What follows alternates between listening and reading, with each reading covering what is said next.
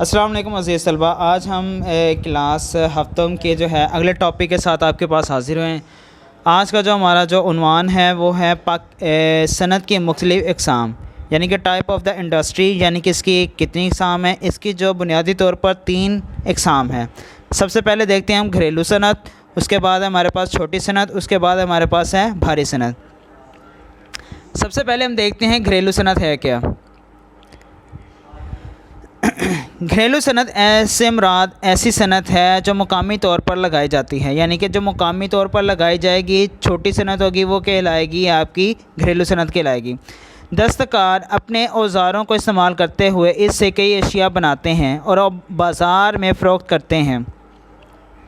لکڑی کا کام، لوہے کے چھوٹے اوزار بنانے کا کام، چٹائیوں کا کام، پتوں اور بیج سے بنی ہوئی مختلف روزمرہ کی اشیاء بنانے کا کام، مٹی کے برتن اور کھلونے بنانے کا کام وغیرہ گھریلو صنعت میں آتا ہے۔ یعنی کہ جو گھریلو صنعت میں ہوتی ہے، جو گھر میں چھوٹی صنعت لگائی جاتی ہے اسے گھریلو صنعت کہتے ہیں، جس سے مختلف قسم کے جو ہے اوزار وغیرہ بنائے جاتے ہیں۔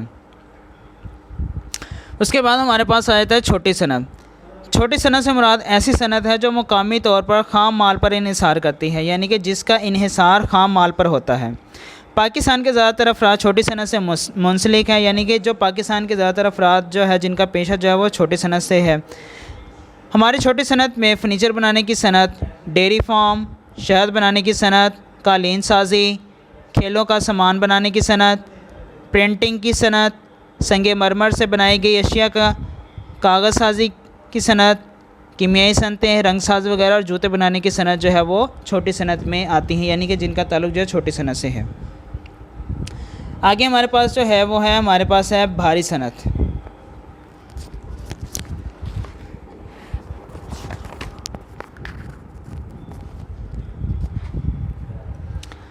اگلی صنعت جو ہے ہمارے پاس ہے وہ بھاری صنعت ہے۔